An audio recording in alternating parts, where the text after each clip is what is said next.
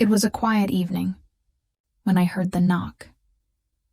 3 gentle taps, like someone unsure if they should be there. My hands froze over the dishwater, and my heart grew heavy because deep down, I knew. No one else knew that knock but me. Before continue, please subscribe our channel and like our video. My name is Clara. I live in a small town by the river, in a little house that always smells of soap and tea. People around here know me as the quiet woman, the one who bakes bread for the church, the one who never talks much about her past. But there was a time, long ago, when I wasn't this quiet. I was 22, working in a sewing shop, dreaming of a life bigger than my town could ever offer. And that's when I met Daniel. He had a way with words, gentle but full of fire. He wasn't rich, but he had dreams, big ones, and when he said he loved me, I believed every single word. We got married under a great oak tree. It was small, but it was perfect. For a while, everything was simple. 2 young souls building a life out of nothing. But then I got pregnant, and that simplicity turned into fear. Daniel lost his job. He started coming home late, smelling of smoke and regret. Each night, he slipped a little further away. When our baby was born, a little girl with dark eyes and a cry far too wise for her age, I named her Hope. I thought her name would save us, that she would remind Daniel there was still something worth staying for. But love isn't always enough to keep someone from leaving. One night, when Hope was only 2 months old, Daniel came home with a silence I didn't recognize. He didn't yell. He didn't explain. He just said, "I can't do this anymore." And then he walked out. No money, no plan. Just gone.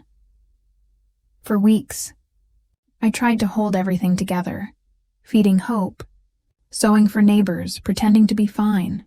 But every day, the house grew colder. My milk dried up from stress. There were nights I had nothing but water and a piece of bread. One freezing night, when the fire had gone out and Hope's cries filled the dark, something inside me broke. I wrapped her in the only clean blanket I had left, whispered, "I'm sorry," and kissed her tiny forehead. Then I walked through the snow to the church at the edge of town, and I left my baby on the doorstep. I told myself it was for her safety, that someone better would find her, love her, feed her.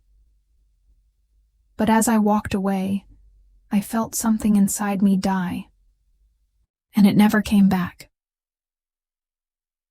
The next morning, the whole town was talking.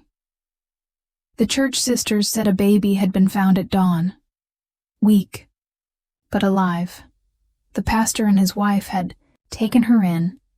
I kept my head down, pretended I didn't know, but every cry I heard after that sounded like hers. Every time someone called her a blessed miracle, my heart cracked open again. I moved away, started over in another town, found work caring for an old couple, kind people, but quiet. The house always smelled of dust and medicine. Years passed, slow and colorless. I learned to live small, to speak softly, to never hope for too much. But guilt doesn't fade. It settles into your bones. Every year on her birthday, I lit a candle, just one, and whispered, "Happy birthday, Hope." Sometimes I'd go back to my old town. I never went inside the church. But once I saw a little girl in the garden, dark eyes, hair tied in ribbons. I knew. She looked happy. She was talking to the pastor's wife, holding a small book. I turned away before they could see me. I told myself that was enough, that if she was smiling, I could live with what I'd done. But life doesn't let you hide forever. 18 years later, I got a letter, a simple white envelope. No return address. The handwriting, careful, almost shy. Inside was one line. Dear Clara, I think I'm your daughter. Can we meet? I read it over and over, barely breathing. How did she find me? Did she hate me? I stared until the ink blurred through my tears. Then I folded it gently and placed it beside the candle I lit for her every year. Days passed before I could write back. When I finally did, all I could manage was, yes, you can come. The day she was supposed to arrive, I cleaned the house twice, baked bread, burned it, then baked again. I kept pacing to the window, wondering if she'd changed her mind. And then I heard it. 3 gentle knocks. My hands shook as I opened the door. She stood there, tall, graceful with those same dark eyes I remembered. She smiled nervously. Hi, she said softly. I'm Hope. For a moment, I couldn't speak. I wanted to hold her, to cry, to beg for forgiveness. But I just stood there, frozen in awe. Finally, I whispered, You look just like your father. She laughed quietly. Everyone says I look like you. We sat down at the table. The air between us was fragile. Careful. She told me about her life, how the pastor and his wife had raised her with love, how she'd gone to college, how she always felt like something was missing. Then she asked, the question I'd feared for 18 years. Why did you leave me? There was no way to make it sound noble, no way to make it right. So I told her the truth about the hunger, the loneliness, the nights when I prayed for warmth, about Daniel leaving, and how I thought she deserved better than a mother with nothing to give. She sat quietly, tears in her eyes, but she didn't look angry. When I finished, she reached across the table and took my hand.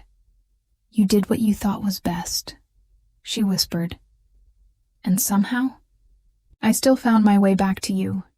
In that moment, years of shame lifted off my shoulders. Not because she forgave me, but because I finally forgave myself. Since that day, Hope visits often. She calls me Mom now, though her voice still trembles a little when she says it.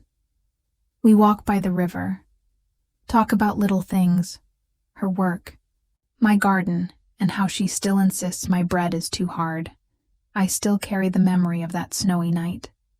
But it doesn't burn anymore. It reminds me of how fragile love can be, and how strong forgiveness is. Sometimes life circles back to give you another chance, and when it does, you must open the door.